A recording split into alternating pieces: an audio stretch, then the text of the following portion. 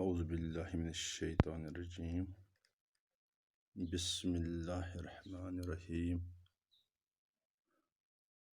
Dear students, अस्सलाम वालेकुम वरहमतुल्लाहि वबरकातुहू।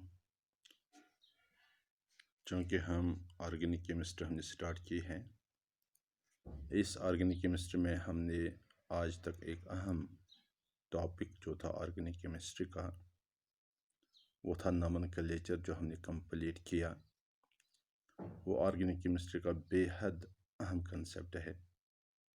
इसी तरह से ऑर्गेनिक केमिस्ट्री में और भी बहुत सारे बेसिक कंसेप्ट्स इन्वॉल्व हो जाते हैं जिनकी हमें स्टडी करनी है। उन बेसिक कंसेप्ट्स में एक और कंसेप्ट है, उसको हम आइसोमेरिज्म कहते हैं। आज हम इसी आइसोमेरिज्म के बारे में बात करेंगे। तो जहाँ तक आइसोमेरिज्म का ताल्लुक है, आपके 10th क्लास में भी इसका थोड़ा आइडिया आपको दिया गया है, मगर यहाँ पर हम कंपैरेटिवली डिटेल्ड स्टडी करते हैं आइसोमेरिज्म की। तो जहाँ तक आइसोमेरिज्म का ताल्लुक है, तो हमारे पास ऐसे कंपाउंड्स हैं जिनकी मॉलिक्यूलर फार्मूला एक जैसी होती है और उनकी प्रॉपर्टीज़ जो होती है वो डिफरेंट होती हैं। ऐसे ही कंपाउंड्स को हम आइसोमर्स कहते हैं और ये जो फिनोमेना है इसको हम आइसोमेरिज्म कहते हैं। तो हम इस तरह से लिख सकते हैं, the compounds having same molecular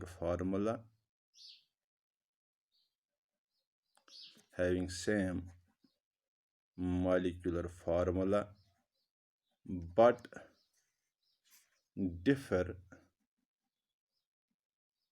in their properties, that means they have different properties but differ in their properties.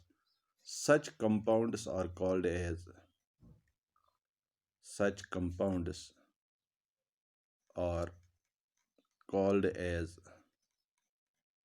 isomers. And the phenomena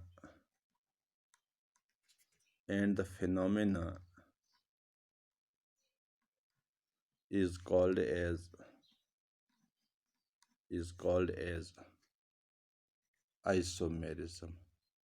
ये जनरल आइसोमेरिज्म की जनरल डेफिनेशन है। आइसोमेरिज्म की जनरल डेफिनेशन है ये, the compounds having same molecular formula, यानी जिन compounds की molecular formula एक जैसी होती है, but differ in their properties, मगर इनकी प्रॉपर्टीज जो होती हैं वो डिफरेंट होती हैं। ऐसे ही कंपाउंड्स को, such compounds are called as isomers, ऐसे ही कंपाउंड्स को हम आइसोमर्स कहते हैं। और ये जो फिनोमेना है इसको हम आइसोमेरिज्म कहते हैं। ये जो आइसोमेरिज्म है, it is of two types.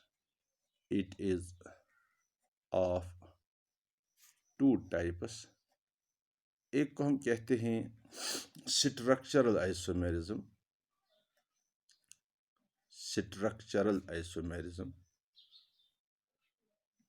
और दूसरे को हम कहते हैं स्टीरियो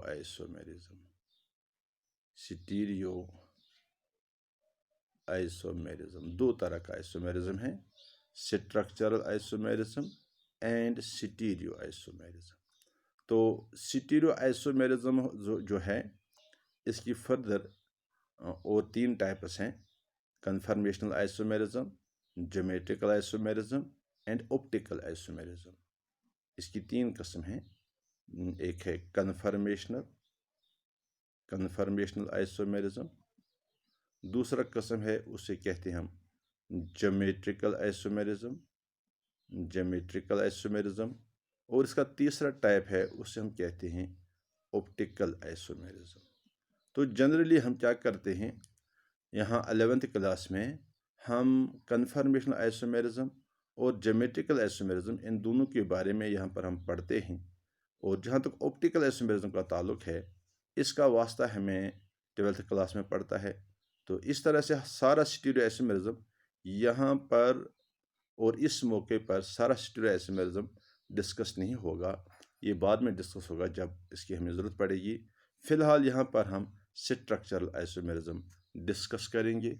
तो जहाँ तक स्ट्रक्चरल आइसोमेरिज्म का ताल्लुक है, स्ट्रक्चरल आइसोमेरिज्म, तो स्ट्रक्चरल आइसोमेरिज्म जो है,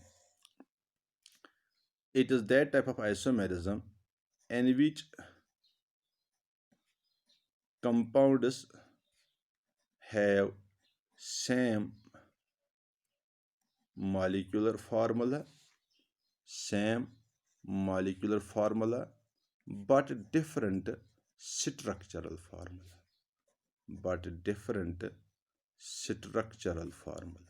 और जब दो कंपाउंड्स या दो से ज़्यादा कंपाउंड्स ऐसे होंगे जिनकी मॉलिक्यूलर फार्मूला एक जैसी होगी और उनकी स्ट्रक्चरल डिफरेंट होगी, जाहिर सी बात है जो कंपाउंड्स की प्रॉपर्टीज़ होती हैं they are decided by the structure of the compound. जब स्ट्रक्चर डिफरेंट होगी तो नेचुरली इनकी प्रॉपर्टीज़ भी डिफरेंट होगी। मॉलिक्यूलर फार्मूला सेम होने के बावजूद भी प्रॉपर्टीज़ डिफर करते हैं और कंपाउंड्स की स्ट्रक्चर डिफरेंट होती है। तो इसलिए ऐसे कंपाउंड्स जिनकी मॉलिक्यूलर फार्मूला एक है, एक जैसी है, मगर स्ट्रक्चर्स डिफरेंट हैं, तो ऐसे कंपाउंड्स को हम स्ट्रक्चरल आइसोमर्स कहते हैं। और जो फिनोमेना है इसको हम स्ट्रक्चरल आइसोमेरिज्म कहते हैं। और जो स्ट्रक्चरल आइसोमेरिज्म है ये भी डिफरेंट टाइप्स का है, it is of different types. इनमें एक किस्म है जिसको हम कहते हैं चेन आइसोमेरिज्म, एक किस्म है जिसको हम कहते हैं चेन आइसोमेरिज्म। इन स्ट्रक्चरल आइसोमेरिज्म का एक टाइप है चेन आइसोमेरिज्म। ये जो चेन आइसोमेरिज्म है इसमें क्या होता है कि जो कंपाउंड जो आइसोमर्स होते हैं जिनकी फार्मूला एक जैसी होती है, स्ट्रक्चर डिफरेंट होती है, तो ये कंपाउंड जो होते हैं एक्चुअली इनकी स्ट्रक्चर जो डिफर करती है that is because of the carbon chain. यानी कार्बन चेन जो है वो एक जैसी नहीं होती है। कार्बन एटम्स की तादाद कंपाउंड में सेम होती है मगर कार्बन चेन डिफरेंट होती है। मिसाल के तौर पर इसकी एक सिंपल एग्जांपल है, यानी यहाँ पर मैं नोट लिख के रखूँगा, these compounds differ in the arrangement of carbon atoms. Carbon atoms का अरेंजमेंट एक जैसा नहीं होता है। मिसाल के तौर पर आपके पास एक कंपाउंड है जो आपने पढ़ा है नॉर्मल ब्यूटेन, एक कंपाउंड है आइसोब्यूटेन। आप देख लीजिए नॉर्मल ब्यूटेन ये कंपाउंड है CH3 CH2 CH2 CH3। देखिए इस कंपाउंड में 4 कार्बन आटम हैं और इन 4 कार्बन आटम्स के दरमियान सिर्फ सिंगल बॉन्ड है, तो इसलिए IUPAC नेम अगर रखना होगा तो ये सिंपली ब्यूटेन है। कॉमन नेम इसका नॉर्मल ब्यूटेन है।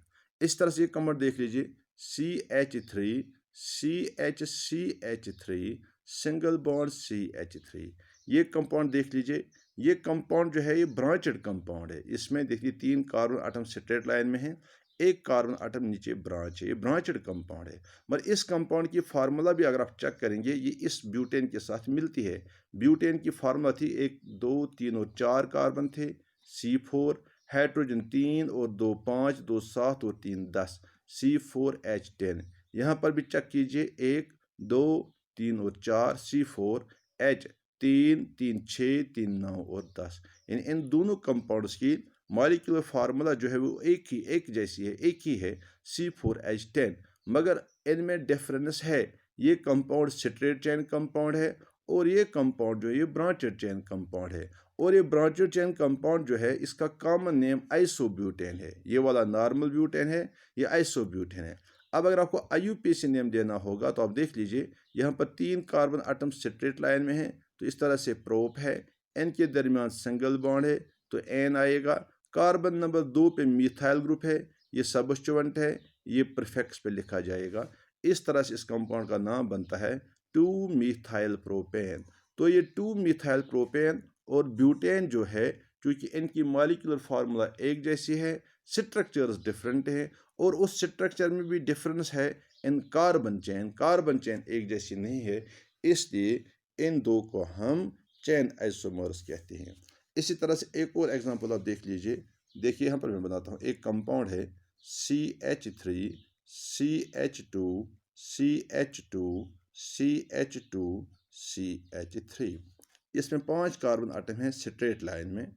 इसका IUPAC नेम पेंटेन है और इसका कॉमन नेम जो है दैट इज नॉर्मल पेंटेन।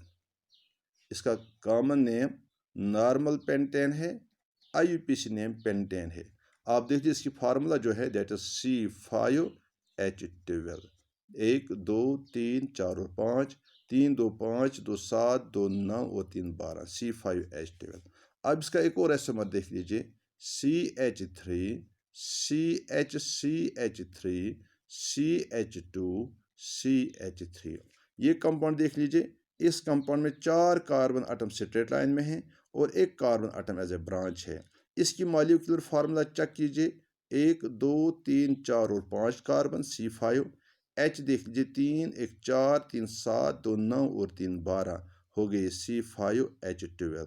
और ये वाला जो है ये दो जो हैं इनकी मॉलिक्यूलर फार्मूला सेम है मगर स्ट्रक्चर डिफरेंट है। यहाँ पर 5 कार्बन आटम स्ट्रेट लाइन में है, यहाँ 4 स्ट्रेट लाइन में एक ब्रांच है। ये वाला जो है अब इसका नाम अगर आपको रखना होगा, अब आप इसका नाम आराम के साथ रख सकते हैं। 4 कार्बन आटम स्ट्रेट लाइन में है तो ब्यूट है, इनके दरमियान सिंगल बॉन्ड है तो ब्यूटेन है, दूसरे कार्बन पे मिथाइल ग्रुप है तो ये कंपाउंड जो है it is 2 methyl butane.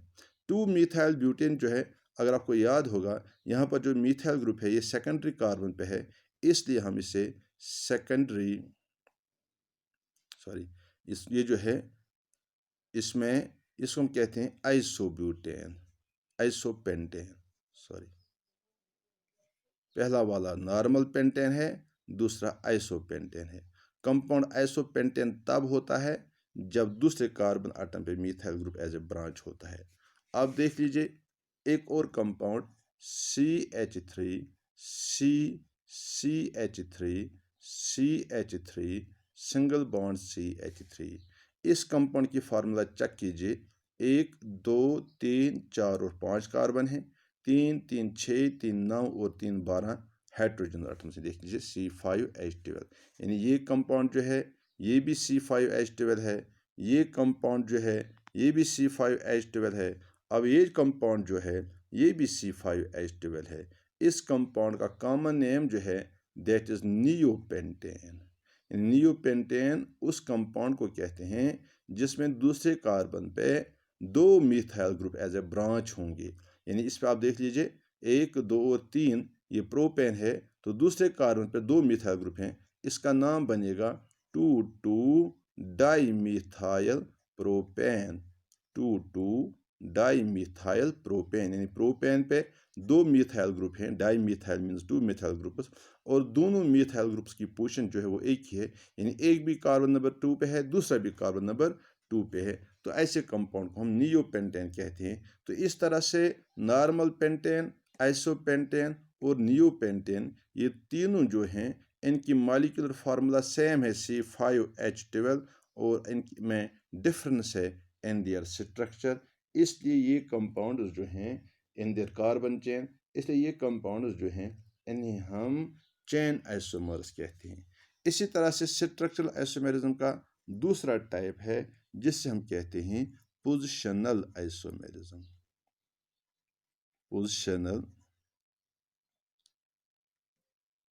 Positional isomerism, ये जो पोजिशनल आइसोमेरिज्म है नाम भी वाज़ह करता है। इस आइसोमेरिज्म में क्या होता है कि कंपाउंड जो होते हैं इनकी मॉलिक्यूलर फार्मूला जो होती है वो एक जैसी होती है। मॉलिक्यूलर फार्मूला पे कोई फ़र्क नहीं होता है, क्योंकि आइसोमेरिज्म की तो बेसिक कंडीशन यही है कि कंपाउंड्स की मॉलिक्यूलर फार्मूला सेम होनी चाहिए, फिर स्ट्रक्चर डिफरेंट होगी। तो पोजिशनल आइसोमेरिज्म में क्या होता है कि कंपाउंड्स में कार्बन चेन सेम होती है, यहाँ पर कार्बन चेन सेम होती है, फ़र्क होती है in the position of multiple bond और in the position of functional group. when two or more compounds have same carbon chain but differ in the position of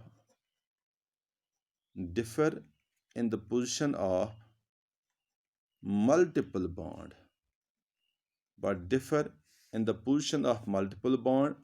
or position of functional group।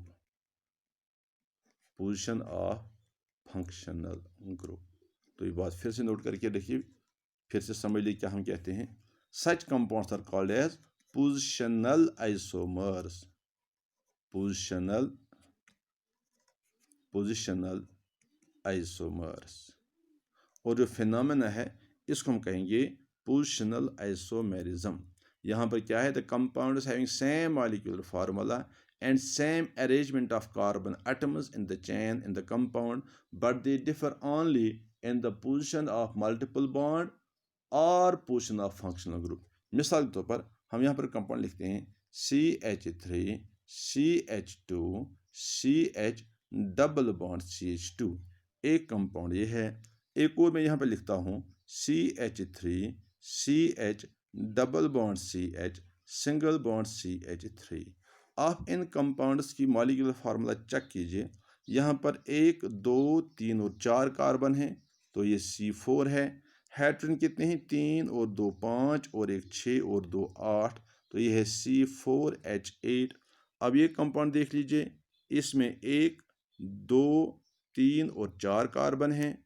Hydrogen देख लीजिए कितने हैं, 3 1 4 5 और 3 8, यानी C4H8। यानी इन दोनों compounds की मॉलिक्यूलर फार्मूला सेम है। इन दोनों कंपाउंड्स में position of carbon atoms, arrangement of carbon atoms same है। यहाँ 4 कार्बन एटम मिलकर स्ट्रेट चेन बनाते हैं, यहाँ पर भी 4 कार्बन एटम ने स्ट्रेट चेन बनाई है। अब अगर डिफरेंस है तो किस में है, आप देख लीजिए। ये कंपाउंड जो है इसमें इसमें डबल बॉन्ड जो है वो इस पहले वाले कार्बन, क्योंकि आप जानते हैं जब डबल बॉन्ड कंपाउंड में होता है फिर नंबरिंग ऑफ द चेन उस साइड से की जाती है जिस साइड से उस कार्बन को लोवेस्ट नंबर आता है जिस पे मल्टीपल बॉन्ड होता है।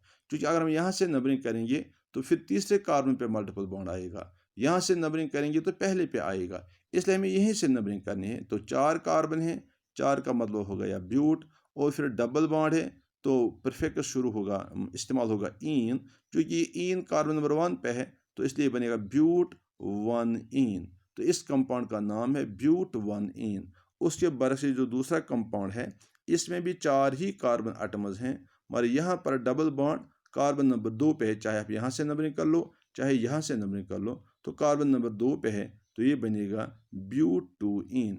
इस तरह से ये जो 2 कंपाउंड हमारे पास हैं, एक है ब्यूट 1 ईन, दूसरा है ब्यूट 2 ईन। दोनों की मॉलिक्यूलर फार्मूला एक है, दोनों की मॉलिक्यूलर फार्मूला सेम है, दोनों में कार्बन एटम्स का अरेंजमेंट सेम है, मगर यहाँ पर फ़र्क जो है इन 2 कंपाउंड्स में, that is in the position of the multiple bond. इसलिए ये जो 2 कंपाउंड हैं they provide us an example of positional isomers. इसी तरह से एक और कंपाउंड देख लीजिए CH3 CH2 CH2OH, ये एक कंपाउंड है। इसी का एक और कंपाउंड देख लीजिए CH3 CHOH CH3।